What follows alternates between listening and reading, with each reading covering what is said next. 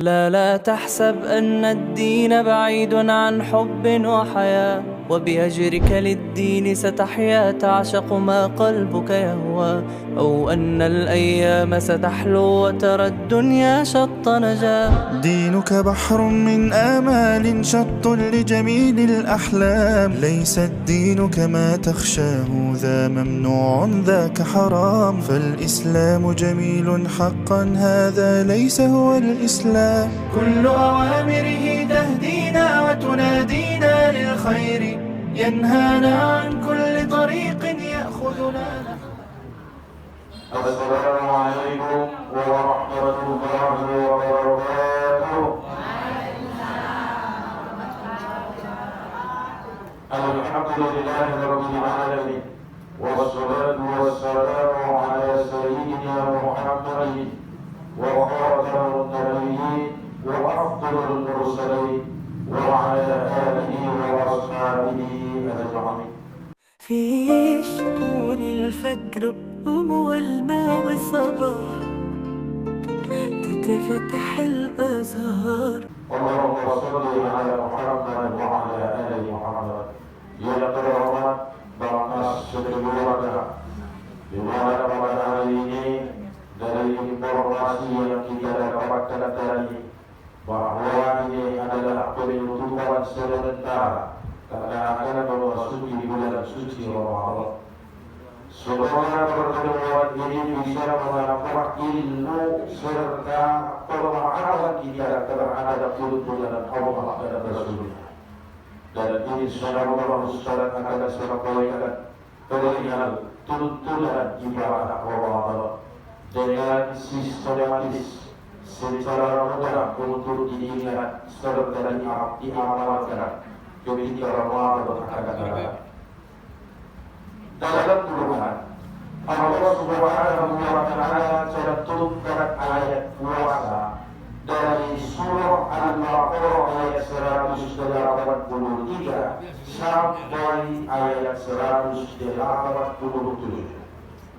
Maka bahwa kita semua diharapkan ini dibaca dari rumah berikut dengan terjemahan Ustaz hanya sampaikan ini di sana apa yang terkandung di dalam surah Al-Baqarah ayat 183 sampai 187. A'udzu billahi minasyaitonir rajim. Ya ayyuhalladzina amanu kutiba 'alaikumus syiyam. Dalam ilmu Quran Bapak sekalian, setiap dimulai dengan iman, sambungnya pasti amal soleh. Setiap dimulai dengan kata iman. Dalam ayat kita tertulis, sholat adalah amal soleh, zakat amal soleh, puasa adalah amal soleh, haji amal soleh, baca Quran amal soleh, zikir amal soleh. Jadi amal soleh itu banyak. Selalu dimulai dengan kata iman. Contoh, ya ayyuhalladzina amanu idza qumtum ila shalah. Orang beriman kalau kamu mau sholat, jadi Allah sebut sholat didahului dengan iman. Atau zikir, ya ayyuhalladzina amanu uzkurullaha qiyaman wa qu'udan. Wahai orang beriman, ingatlah Allah dalam keadaan berdiri, duduk atau berbalik. Jadi simpelnya Bapak sekalian, setiap ayat dimulai dengan iman, sambungnya pasti amal soleh. Apa pelajaran yang bisa kita ambil dari situ? Ibarat tanaman akar, tanaman itulah iman, batangnya amal soleh, buahnya itulah takwa. Apa arti semua akar kalau tidak kunjung tumbuh batang? Apa makna dari sebuah tanaman punya akar dan batang tetapi tidak berdua? Ada di sini tumbuh minyak, urat dan jenis, batangnya berdua, turun tahun tahun tujuh batang, apa lalu ini? Maka orang yang beriman itulah akar, orang yang beramal itulah batang dalam tanaman, dan buahnya itulah takwa.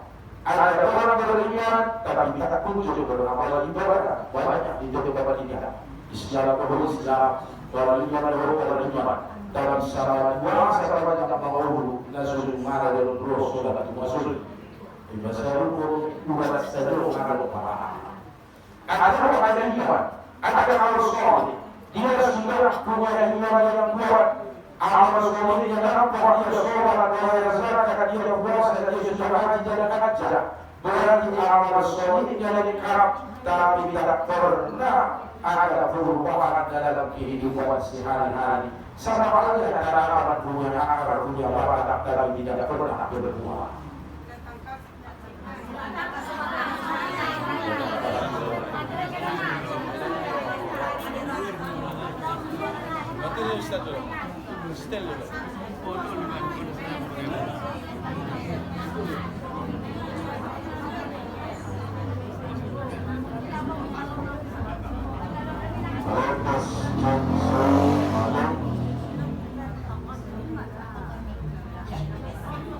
Jadi Bapak Ibu sekalian,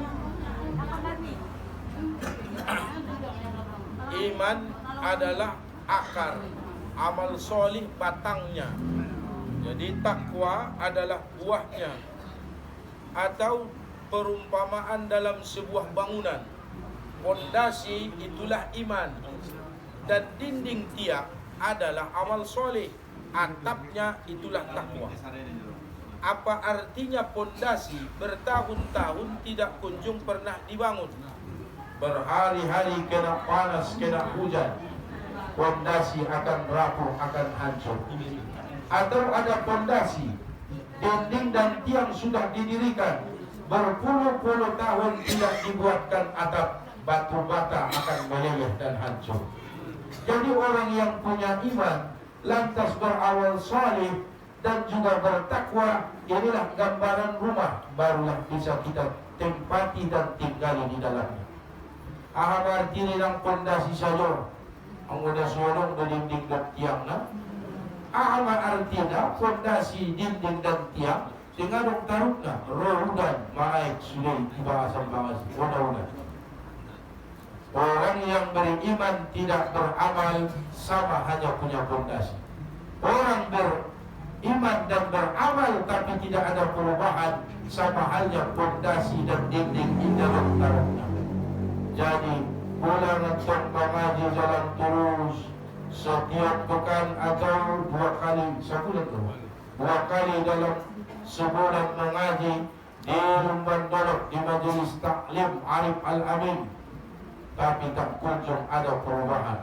Dari masa ke masa terus diikuti, sama halnya dengan tanaman, akarnya bagus, batangnya kuat, tapi tak pernah berbuah dengan buah ketakwaan.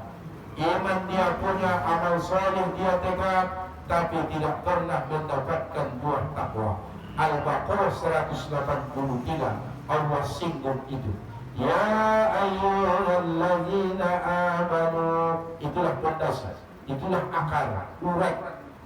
Kutiba alaikumus syiyamu kama kutiba alal ladzina min qablikum, itulah amal saleh, itulah batang, itulah dinding dan tiang. La'allakum tattaqun, itulah buah. Jadi kita berpuasa di bulan Ramadan harus mendapatkan buah ketakwaan yang dibuktikan setelah Ramadan di bulan akhir.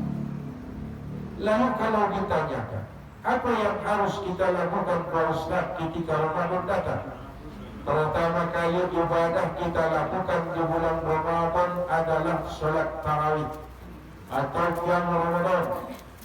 Beda perubahan hari di dalam Islam dengan di luar Islam. Kalau dalam Islam, hari akan berganti di saat matahari terbenam. Akhir Syakban, matahari terbenam di saat itu, malamnya sudah masuk 1 Ramadan. Sebab itu kita disunnahkan sholat tarawih, padahal siangnya baru kita berpuasa. Jadi ibadah yang pertama kita lakukan setiap Ramadan adalah tarawih. Kita harus ramaikan masjid untuk sholat malam. Dalam kajian sebelumnya sudah kita pelajari bahwa Allah akan menyuruh malaikat untuk memeriksa semua amal ibadah solat kita. Ternyata solat kita dari usia 15 tahun, 16 tahun, setelah kita akil balik, belum lengkap, lebih banyak ditinggalkan dan diabaikan. Jujur itu harus kita akui. Di usia tua baru kita sadar akan ibadah. Dan tobang do harus kita akui zaman idang bunda batobangon baru dengan parsumbayangka. Jadi bagaimana menutupi itu? Allah berfirman pada malaikat. Ternyata dari catatan awal banyak yang kurang di usia muda. Apa kata Allah? Periksa solat sunat hambaku. Maka solat sunat inilah yang bisa menutupi, yang bisa melengkapi segala kelemahan kekurangan kita di kala muda. Kalau ingin mengkoda ya silahkan, kalau mampu. Misal 15 tahun usianya akil balik, 40 tahun dia baru taubat, baru insaf menjaga solat. Ada 25 tahun dia tidak rajin, malas, sering meninggalkan solat. Kalau Allah beri kehidupan sampai usia 65 tahun, berarti pas tiap hari waktu sembahyang. Jadi semua bisa mentari dulu, jangan dipikir benar cari kesemua. Jadi sebenarnya harus menutupi Pak Ustaz, lengkapilah dengan solat sunat. Ibarat ni barang inang, barang om ikon tido sangat tempel-tempel. Paling gonti modal lah. Kepalang padu-paduan kono sumoni na dongi tempel-tempel ibong kapang baju ibong tidok baju na baru sangat ima sumoni ibong kapyo nama tutasi sukit kan jalan kyo menidang pacu-pacu panbongkat jalan kyo menabit na lain untuk matutupina ibadah salat sunat. Ang bisa kang sugar Pak Ustaz ikot ima ang bumat buhay na sa kanyang mangulo koro mga riyong subayo bumat. Ini tahu kita orang kalak naman puro kita tayo. Palaman po paling sa bulan. Andi ka mo sa kanyang Ramadan. Onengkin buat pumulong at tao. Hindi pala na insaf niya umur 40.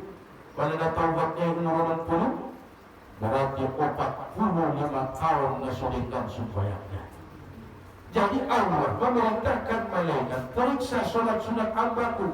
Ternyata di saat kita tua ada laporan catatan amal kita solat tarawih ditutup dengan witir, lalu ada solat sunat fajar atau qabliyah subuh, kemudian kita solat sunat qabliyah ba'diyah, ada solat duha, ada tahiyatul masjid, ada solat sunat yang lain. Madai ng pandung kat ni sumbayang na matunas ng ina. Mada ibarat ni ban na bocor, mada panimpel na ban ni kareta bocor sa 10,000 niya uang tempel na. Kepala igog tihoy ng dot na baru bisa dia pungkulat argana. Jadi tergantung kita siap di mana. Maka di sisa umur kita rajinlah melaksanakan solat sunat. Tak ada solat sunat yang lebih utama daripada solat malam, atau kalau di bulan Ramadan tarawih, atau solat tahajud. Ini nomor 1. Setelah solat fardu ini yang paling utama. Maka ramaikanlah. Banyak hadis yang menyebutkan itu. Misal, man qama Ramadana imanan wa ihtisaban ghufira lahu ma taqaddama min dzanbi, kata Rasulullah. Siapa yang memberikan solat di malam-malam Ramadan penuh dengan iman dan perhitungan, Allah ampuni semua dosa-dosanya di masa yang lalu. Allah ampuni. Sehebat itu pahala dari solat tarawih. Lalu setelah tarawih kan kita tutup witir. Setelah selesai solat witir, bertadarus Al-Quran lah. Bacalah Al-Quran. Yang dimaksud dengan tadarus, menyimak, memperbaiki bacaan. Kalau bisa menghayati makna dari ayat itu, bukan khatamnya yang diutamakan, tapi memperbaiki bacaan dan ilmu Quran itu yang diutamakan. Jadi kalau kita tadarus sendiri, baca Quran, perhatikan tajwidnya, panjang pendeknya, ulang marah dosa. Ngaji sama Pak Ustaz, saya buat memasukkan ipiodolan dan lebih mengerti. Harus dibaca Al-Quran di malam-malam Ramadan. Karena satu huruf dari Al-Quran itu adalah 10 kebaikan. Alif 1, lam 1, mim 1. Kita hanya baca alif lam mim. Minimal 30 kebaikan kita dapat. Kalau dia baca Quran dengan terbata-bata, maka dia mendapatkan satu pahala. Kadang-kadang jadi pahala kita lancar membaca Al-Quran. Tajwidnya dah lengkap, panjang pendek dia warna tujuan. Zalikal kita terbata-bata kan? Atau zalikal kitabul la raiba fihi hudan lil muttaqin. Kita buat masalah. Asal ada di situ diktum. Harus berhenti salah satu di antara tiga itu.